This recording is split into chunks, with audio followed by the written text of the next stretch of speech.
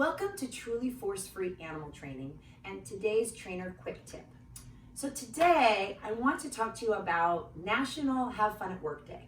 So that's coming up this week, and I'm fortunate enough to get to work with my dogs every day. So they're in my home office, I get to use them for videos, they get to demonstrate things. So my dogs work with me every single day. But not all of you are fortunate enough to have your dogs work with you every single day.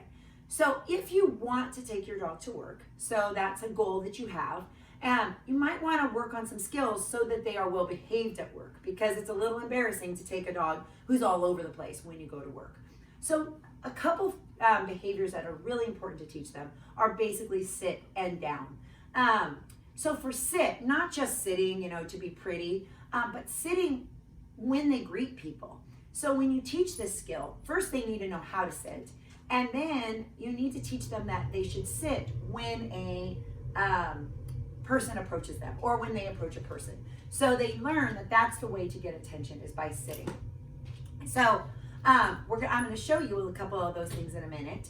And the other thing is to teach them how to lay down nicely. So you can see Captain right now. He knows that if I'm kind of ignoring him, he's just going to lay down and stay with me until I cue him to do something else.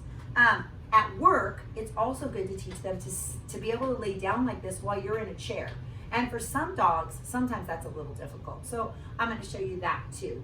So for sit, just a basic, if you haven't taught your dog to sit, just a basic way to teach them is just by luring them into a sit. So I've got Scout over here. Everybody will cooperate, of course, now. My dogs sit by default. But if I wanted them to sit, I wanted to teach them, I'm going to raise the treat over their head, and then as soon as their bottom hits the ground, they get the treat. You did a good job too.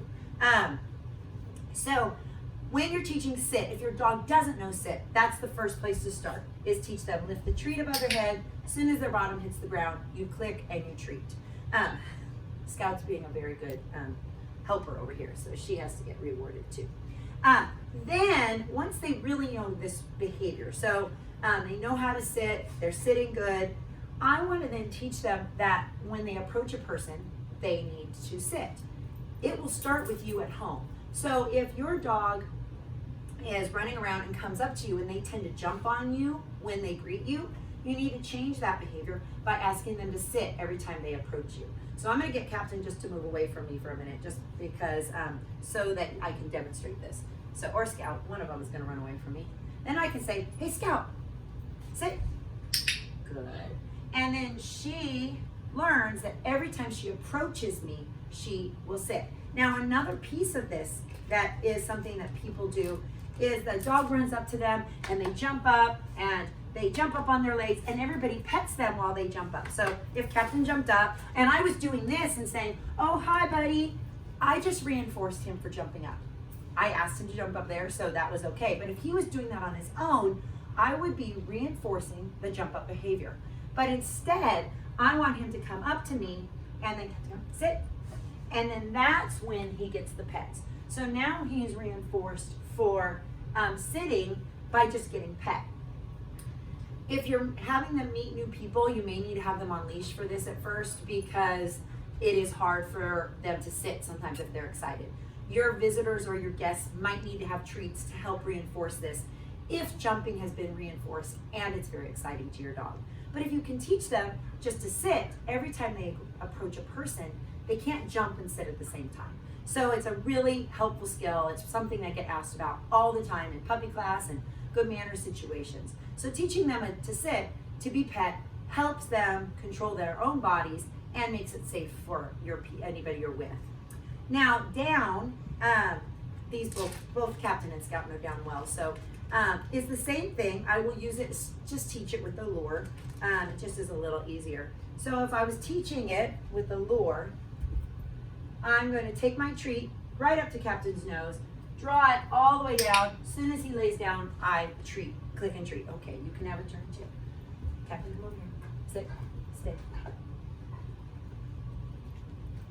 And then, so by luring them down, they learn down. Well, they're learning down with me standing up, and so that's fine because they might need to learn it that way. But once you get a chair involved, it changes things for your dog. So I have a chair over here. So then sometimes once you sit and you tell a dog down, they don't know what that means if they haven't been taught. So, and if you're sitting at your desk at work, you don't want to have to stand up every time to tell your dog down. So once your dog knows down, you can start to teach them to lay down while you're in a chair. So you just lure them down just like when you were standing. Then you can teach them to stay in a down while you're sitting working at the computer or you're doing work. If they're really antsy because maybe it's the first time they've ever been to your work, you might give them a stuffed Kong to keep them entertained while they are sitting at your desk. Or if you're going to be in a meeting, you might give them something to chew on so that they're not bored too. Because, you know, although it is fun for us to take our dogs to work, we have to also consider if our dogs are going to have fun going to work. Clearly, my dogs love coming to work with me, but that's because I carry treats and we have a lot of fun. If you're sitting in an office all day, your dog may or may not like to go to work with you. I have clients that have dogs who love going to work, sitting underneath the desk the whole day, and they're fine. And then others that just get really antsy after about an hour of being in the office. So you always need to determine if that's the best choice for your dog too. So just like sometimes it's great to take our kids to work with us and other times it's not, you need to determine that what's best for your dog. So I hope that this quick tip gives you a little help. And if you have any questions, please feel free to email us at info@trulyforcefree.com. And also, if you like this video, give it a thumbs up, and please feel free to share this with your friends. And we'll see you next time.